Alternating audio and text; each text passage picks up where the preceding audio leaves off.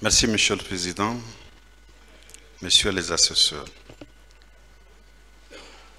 Monsieur Camara, bonsoir. Bonsoir, Monsieur le procureur. Je voudrais vous poser quelques questions seulement. La première que j'ai envie de vous poser, c'est votre nomination est intervenue quand? Parce que vous avez dit que vous étiez chargé de communication auprès de M. Moussa Dadis Camara, alors président de la transition, et du ministre de la Défense nationale, M. Général Sekouba Konaté. Votre nomination est intervenue quand? Après que le CNDD ait été installé, que le gouvernement ait été mis en place, c'est longtemps après l'installation du régime et les premières nominations que cette nomination est intervenue de commun accord entre le capitaine Dadis et son compagnon d'armes, le général Sekouba Konaté. C'est longtemps après la mise en place du régime. D'accord. Votre collaboration a duré combien de temps? À peu près, ça n'a pas été très long parce que je crois que le capitaine Dadis est resté moins d'un an ou juste un peu plus d'un an, je ne sais plus exactement, mais moi c'est juste quelques mois. Ça n'a pas duré longtemps. Alors pendant ces quelques mois d'activité, vous étiez à cheval, je suppose, entre M. Moussa Dadis Camara et le général Sekouba Konaté. Il vous arrivait de donner des conseils à l'un et à l'autre? Oui, monsieur le procureur. Donc ça veut dire que, en termes clairs, votre rôle ne se limitait pas strictement à la communication, mais parfois vous donniez des conseils, des directives. Vous savez, la communication, c'est un concept global. Ce n'est pas seulement être attaché de presse, ça veut dire relayer l'information.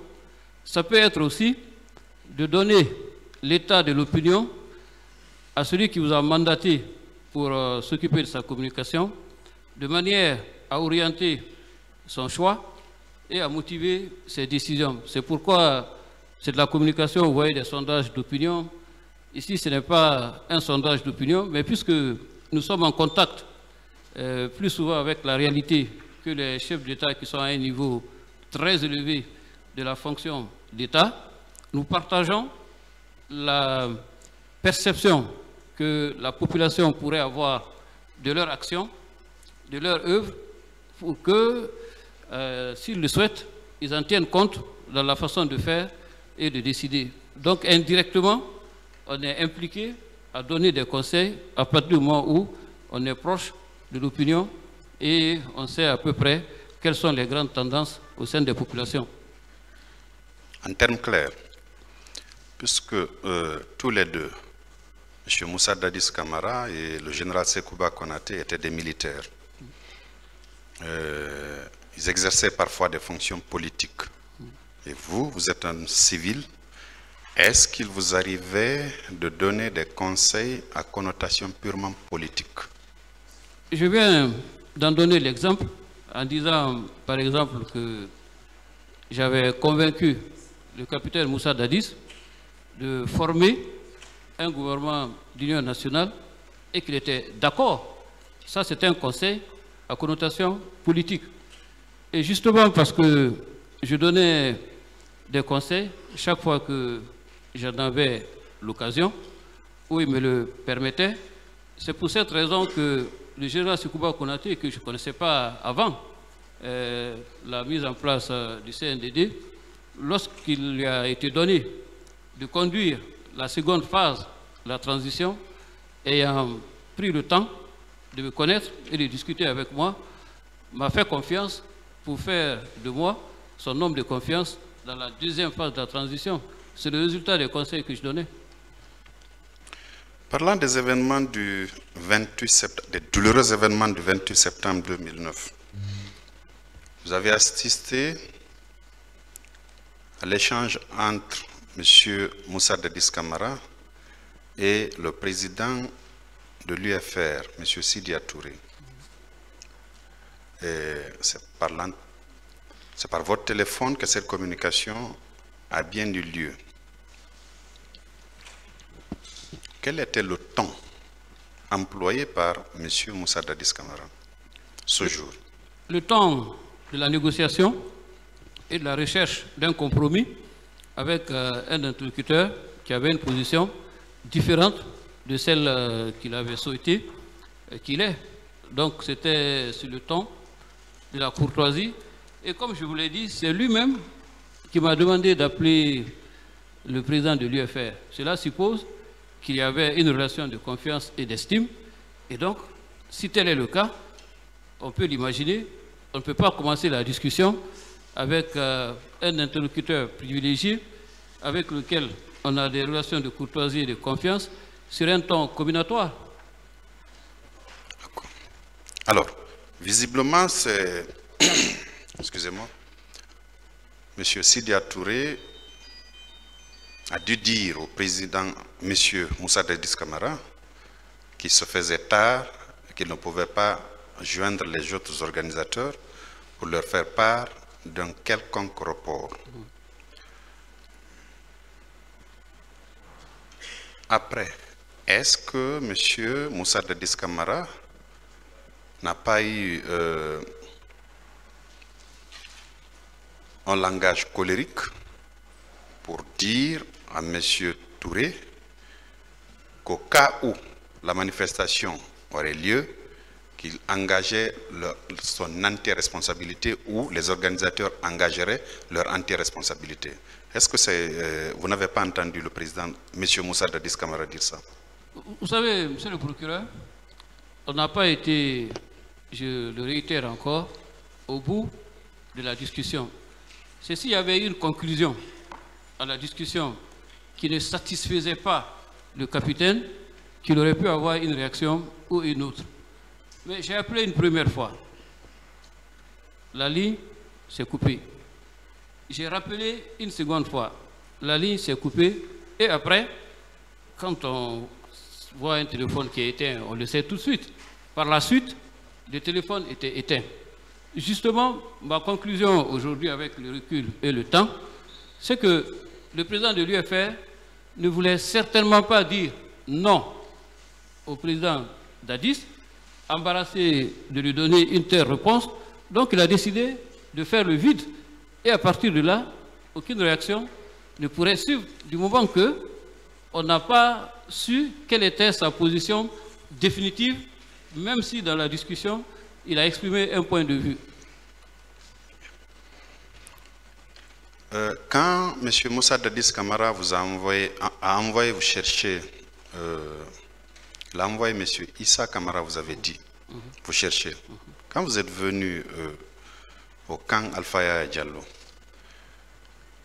y a-t-il eu des chefs militaires qui vous ont trouvé là pour lui faire le point des événements du 28 septembre? Je veux parler de M. Moussa Djebro Camara, je veux parler de M. Claude Pivi ou du ministre de la Santé d'alors, M.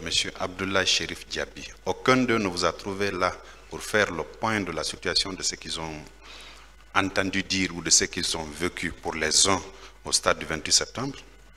Non, monsieur le procureur, mais ce qui est sûr, après les événements, comme vous pouvez l'imaginer, comme c'est le cas souvent en période de crise, comme on le voit, lorsqu'il y a eu les événements du 28 septembre, tout ce qui était en fonction, naturellement, cherchait à rallier le camp, soit pour exprimer la sympathie ou la solidarité par rapport à la tragédie, ou alors pour essayer d'expliquer ou de comprendre ce qui a pu arriver pendant cette journée noire.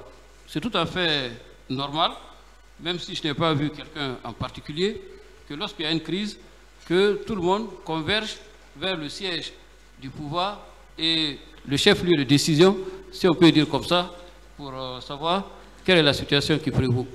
Pendant le peu de temps que vous y avez fait, vous n'avez vu personne de ces trois ces trois-là? Non, non, je ne suis pas resté longtemps, monsieur le procureur. D'accord. Alors, je reviens sur l'échange entre M. Moussa Dadis Camara et M. Sidia Touré. M. Moussa Chebro Camara était bien dans la pièce où M. Moussa Dadis Camara parlait au téléphone avec M. Sidia Touré. Vous n'aviez pas vu M. Chebro dans la pièce où on vous a demandé, M. Camara vous a demandé d'appeler le président de l'UFR et que vous vous êtes exécuté. Une première fois, la communication a été interrompue. Vous avez dû rappeler. Une seconde fois, le numéro était éteint selon vous. Monsieur Moussa Chebro Camara n'était-il pas à côté? Vous savez, je vais revenir sur la scène. Lorsque je suis arrivé... Bon, vous n'avez pas besoin de revenir. Vous pouvez répondre par oui ou par non. Non, je ne l'ai pas vu.